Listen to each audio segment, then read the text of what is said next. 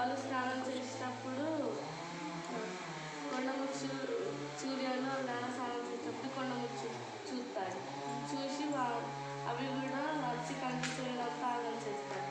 చేసిన తర్వాత మరుసటి రోజు అలా సూర్య అవన్నీ చూసి సూర్య ఒక ఉపాయం ఆలోచిస్తాడు. అట్లా నీళ్ళల్లో దుర్ద ఆకులు వేసి కొండ ముచ్చులో వెళ్ళాడు. అంతేనా? Very good, claps.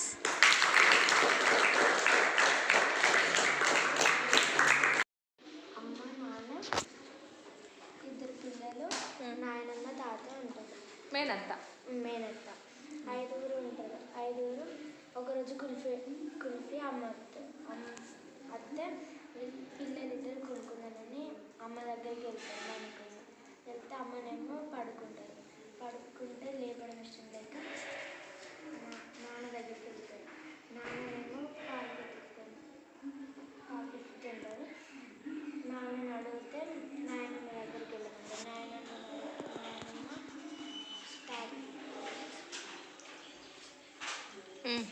తాత దగ్గరికి వెళ్ళమంటారు.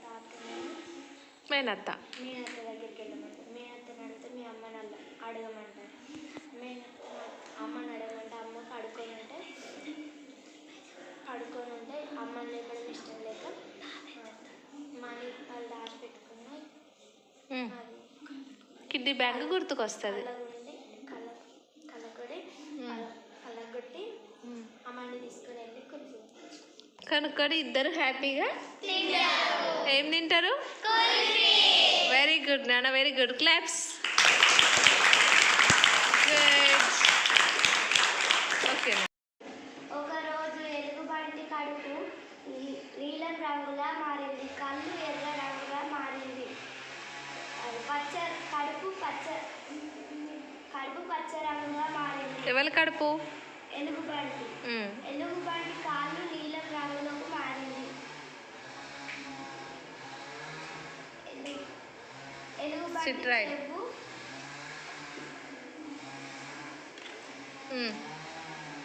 ఎలుగుబంటి చెవు ఎల్లో కలర్గా మారింది. తర్వాత అన్ని కలర్లు మాయమైపోయాయి. అసలు కలర్లు ఏంటిది? అసలు ఏమర్థమైందిరా మీకు?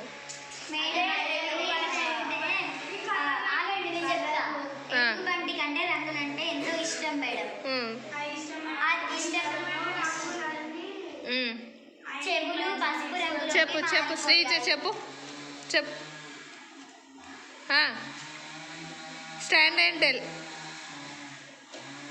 ఎలుగుబంటికి రంగులు అంటే చాలా ఇష్టం. దానివల్ల ముందు తన బాడీకి మట్టి రాసుకుంటే అది బ్రౌన్ కలర్లోకి మారుతుంది. తర్వాత చెవుకి పిండి పడితే దానివల్ల గోధుమ రంగులోకి మారుతుంది.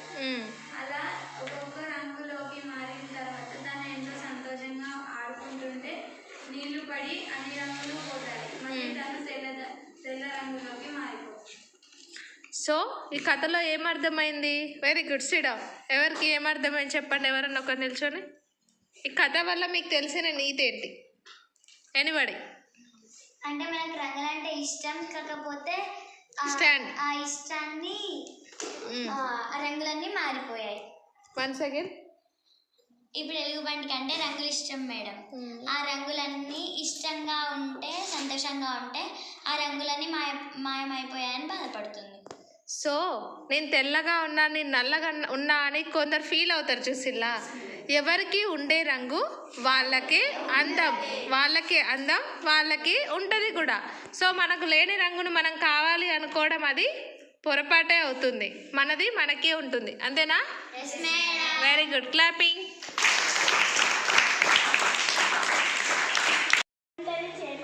ఒక చెరువులో చేప ఒక పాట పాడుతూ ఉండేది. ఆ చేప పాడుతూ ఉంటే ఒకరోజు జోరుగా వర్షం కురిచింది. ఆ వర్షం కురిసితే ఆ చెరువులో కొన్ని నీళ్లు చేరాయి. ఆ నీళ్లతో పాటు ఒక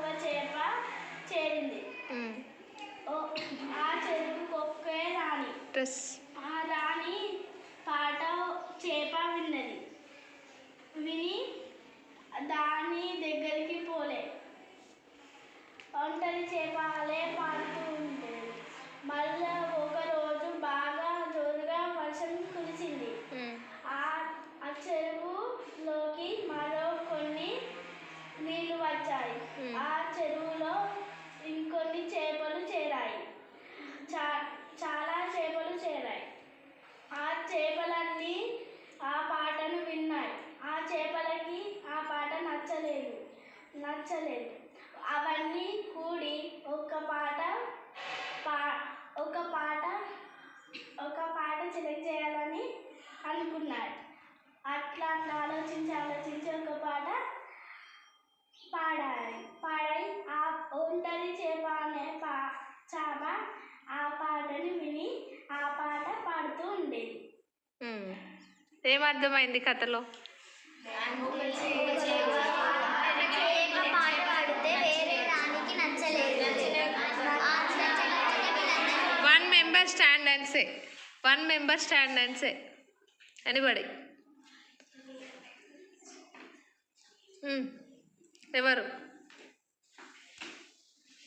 ఎవరన్నా ఒకరు చెప్పండి, మీకు అర్థమైంది.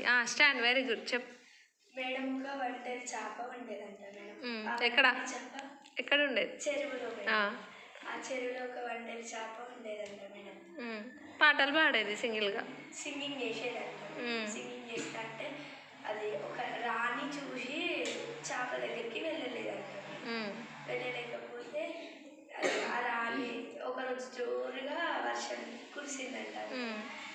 ఆ వర్షానికి బాగా వర్షం పడడం వల్ల దాంట్లో కొన్ని వాటర్ అండ్ కొన్ని చేపలు వచ్చాయా? కొన్ని చేపలు వచ్చి వీటితో యాడ్ అయిపోయాయి. తర్వాత అది ఆ ఒంటరి చేప పాడిన సాంగ్ ఆ చేపలకు నచ్చకపోతే అది అన్ని చేపలు కలిసి ఒక సాంగ్ సెలెక్ట్ చేసుకున్నాను. ఎందుకంటే నాకు ఇష్టమైన పాట నేను పాడతా అని, అది పాడొద్దు నాకు ఇష్టమైనదే పాడాలి అని ఇంకో చేప గొడవలు పెట్టుకోకుండా అన్నీ కలిసి ఒక మాట మీద నిలబడి ఈ పాట పాడదామని సెలెక్ట్ చేసుకున్నాయి అన్నమాట. నెక్స్ట్ చేసుకున్నాక ఏమైంది? ఇంకెవరన్నా అంతేనా? ఆ పాట పాడుతూ ఉన్నది. వచ్చి ఈ పాట మంచిగా ఉంది అనుకుంటా లాస్ట్కి హ్యాపీగా ఉన్నారు అందరు. అన్నీ కలిసి ఒక మాట మీద ఉన్నప్పుడు ఏమైంది? అన్నీ కూడా కలిసిమెలిసి ఉండగలిగాయి. అదే లేదు నేను కలవను అని చెప్పేసి ఒంటరి చేప ఒంటరిగానే ఉంటే ఏమైపోతుంది? అది ఎప్పటికీ ఒంటరిగానే ఉండిపోతుంది. సో అందరితో కలిసిమెలిసి ఐకమత్యంగా ఉంటేనే అందరికీ కూడా సంతోషం. అవునా? మరి మీరు కూడా క్లాస్ రూమ్లో గొడవలు పెట్టుకుంటున్నారా? కలిసిమెలిసి ఉంటున్నారా? ఆమెంది పెద్ద, ఈమెంది పెద్ద, చెప్పేది నాకు తెలీదా అనే బిల్డప్స్ ఉన్నాయా? లేవు. సో అందరూ కలిసిమెలిసి అక్క చెల్లెలలాగా కలిసిమెలిసి ఉంటేనే అందరికీ కూడా మంచి. అవునా? Very good. క్లాప్స్.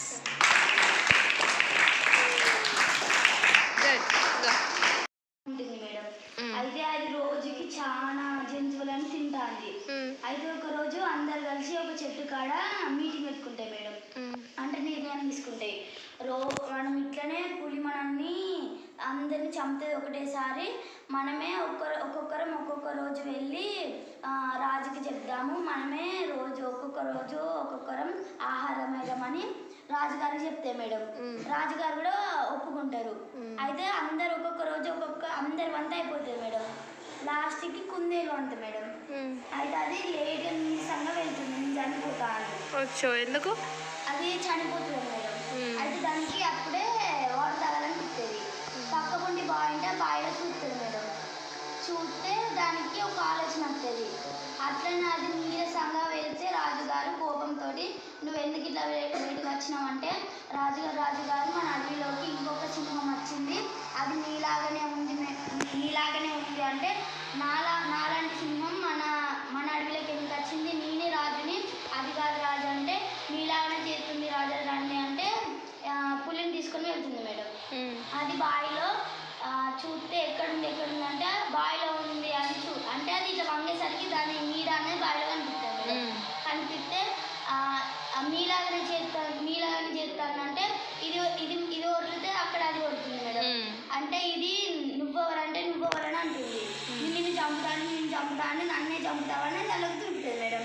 కథం తిరిగితే దాని అత్యాశతమే చనిపోతుంది. చెప్పుడు మాటల వల్ల మూడో వ్యక్తి చెప్పుడు మాటలు రెండో వ్యక్తి సో తన గురించి ఇంకొకరు ఉన్నారు అని చెప్పడం అది ఎలా నమ్మింది కదా. అక్కడ ఉన్న జంతువులు అక్కడ ఏమేమి ఉన్నాయో అనేది తనకు తెలుసు కదా. సో ఎలా నమ్మింది ఫస్ట్. అందుకే ఒకరు చెప్పిన మాటలు అసలే నమ్మొద్దు. ప్రత్యక్షంగా చూస్తేనో వింటేనో సందర్భాన్ని బట్టి కానీ చెప్పుడు మాటలు అసలే నమ్మకూడదు. మీరు కూడా ఫ్రెండ్స్ ఒకరికొకరు చెప్పడం మాటలు వింటారా? నిజంగా వినొద్దు, మంచిగా ఉండాలి. ఓకే, ఒకరి మీద ఒకరు చెప్పుడు కూడా బంద్ చేయాలి first of all. Okay, very good, claps.